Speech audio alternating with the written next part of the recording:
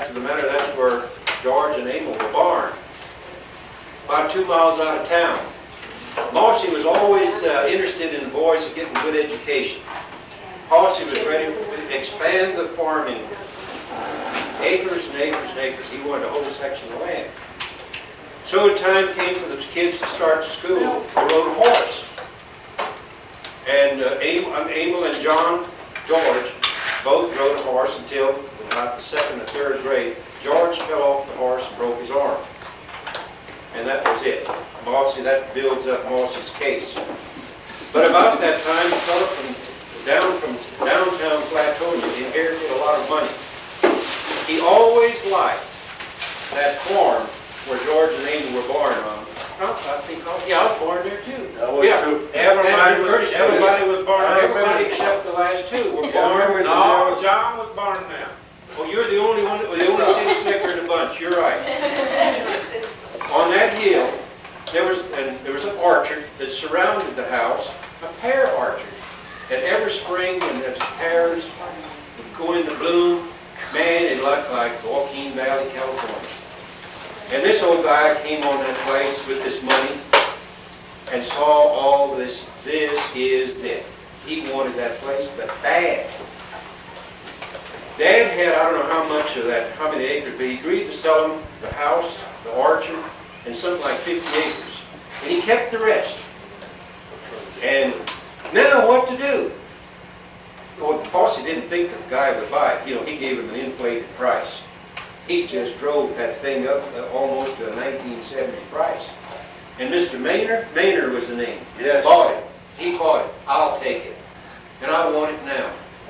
Well, there we are, this whole gang of kids. What are you going to do with them? Mossy's happy because we're going to move to town. Well, we don't have to ride that horse. But you couldn't build a house in town fast enough. There was a dairy farm for sale right on the edge of town. Well, that was bad. That was bad news. 5 acres. 5 acres, 2 acres in city limits, 3 acres outside city limits.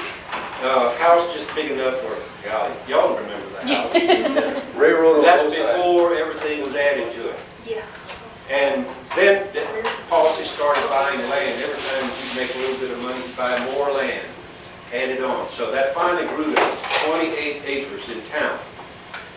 That's not enough to keep 6 boys busy. He still kept this place out in the country, and that was his pride and joy.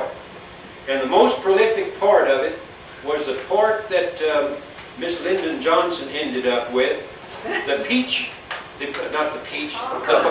orchard where Interstate 10 comes through. They used public, what is this, Frankie? Public domain. Unified America. They stripped that back into that farm, and Interstate 10 took it. That was the rich land. Now, usually these farmers say, Interstate 10 always takes the richest land and leaves me with the poor. But in this case, it was true, because it was on the other side of the creek, a real deep creek. And that side of the farm was real prolific. And we had to harvest that stuff, haul that stuff out of there and haul it into town. Across that creek. We had to haul it across that creek. Now, when you go out on the patio here, I want you to look at that wagon. That's the kind of thing that we used to haul that stuff into town. And the way you get across the creek is you hold the horses back when you're going down that embankment. Just as you get close to the bottom, you start beating on them so they get enough inertia to pull out through the top. But you have to time it just right, because it's a real stress point at the bottom. But the good boys, that's the way Posse taught us to do it. And every time he was with us, no problem. But when we did it, you know, the speed up started way up here. We want to be sure to get across. And the 2x4 that connects the back wheels with the front wheels would snap. And that's it. The wagon just breaks right there. Sorry about that. We're sure sorry. Unhitch one horse. That's usually George. He'd ride that horse into town to the lumber yard. 5 miles. 2.5 miles. But it took a long time. And that's a long, if you look at that wagon and see how long that 2x4 has to be, and he carried it on that horse. And in the meantime, we're sitting there waiting. Now, you kids talking about getting bored in the summertime, just sitting under a tree with nothing to do, we were happy. And that would happen a couple of times each summer. I don't think Posse ever caught on. I know Mossy did. He may have caught you later. No, that has nothing to do with it. He was showing me that creek, I was going across it, he said, them boys would always break that dog. And I got smarter than they did. When I knew that they was going to use that wagon to do that, I go cut a green elm sapling, put it in there, and it would bend, and it would break. Good boy. Yeah. Well, he really had a hard time keeping up with us because he could think of things to keep us busy, and we could think of things to dodge him. For instance, if it's raining and you can't work in the field, and we're raising all kind of cane in the house, giving Mossy trouble. Breaking up furniture. Well, accidents happen. Accidents happen. Mossy come into the barn you go. Shuck corn. You guys don't know. You little guys don't know what shucking corn is. You know, here corn has a whole bunch of stuff called shuck. And you take each one of those things and break it up. And he had a pile of corn. I'll guarantee you, it was 20 feet. Oh, that barn, the corn crib was as big as this room, full of corn. Now, he exaggerates. I don't. Did you realize Turned it on Billy a couple times. there were no hay crops planted there like meadows?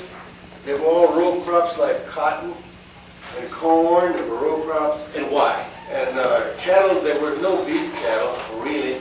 They were all dairy cows. I wonder what. No, it's labor intensive. Cows had to be milked twice a day, 7 days a week. Beef cows did not. Okay? A meadow does not have to be. You broadcast the seeds, just throw them out and they Did grow. you ever Forget try them. to pick 400 pounds of cotton in there? That lint stuff. No. It's like feathers. And you- So anything that was labor intensive, Posse was for it. And he kept us busy. He kept us out of trouble, and that's the reason Mossy could stick with that thing that they're good boys, because they never got into trouble, because Posse kept us a doggone busy. Sunday after If you're church. not into trouble, nobody ever knew it but y'all. Well, that's, well, we don't, well, some things we can talk about. You talk about good things, the other things. Anyway, Sunday noon, we have our meal, You know what? and everybody gets their rifle and heads for the woods to go hunt, because Posse would have a chore for every one of us, because we'd get into some kind of game. It wasn't mischief, we were playing games, and he'd put us to work. You're just about through there, see. No. Keep going. Ernest has a story. I always Well, I'm drew going to it ask you, why is it that Posse have made only one barrel of wine in his lifetime? One big barrel of wine. You know why? No. Let's hear the Well, ones. he decided it was real cheap to pick all these Mustang grapes, so we picked them by the way up in the sky there. We hoisted them on ropes and whatnot, and brought down these Mustang grapes, bushels after bushels. We trapped them in a great big old 55-gallon barrel. No, we had what we call a hog's head. You know, it's a big old log and it's got a handle on it. Yeah. We busted them all up. This fermented around, and finally turned out to be about 25 gallons of wine. And during this corn gathering time, when he was on the mail route in the summertime, we would siphon off maybe a gallon of that 25 gallons, and we'd pour in a gallon of water. This went on until some of the younger boys got in on the act, which, you know, didn't quite have the stamina to hold a gallon of wine, particularly John. John got into bad. That's what ruined the whole deal. That ruined the deal. There was no more wine ever. John got in bad trouble. it was. He was about I so guess big. you would, if you were grown, you'd call it skunk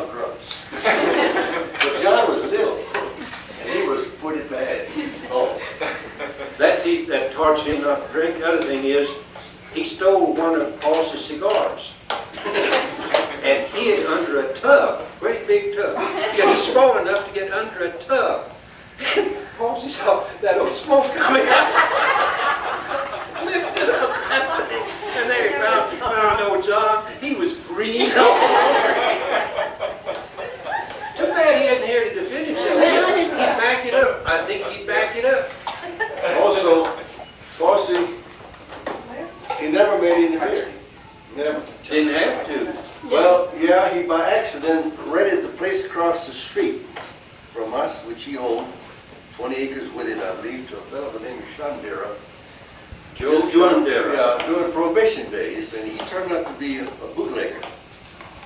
And he made beer and whiskey like you wouldn't believe out there in the country. One country, this is town. This is the edge of town. This is right on City He Limit. had a delivery route where he delivered the whiskey like he would deliver milk, you know. And he had a pickup points at by certain pecan trees. People drive by with their buggy wagon to pick up a half a gallon of corn or a gallon of whiskey or whatever.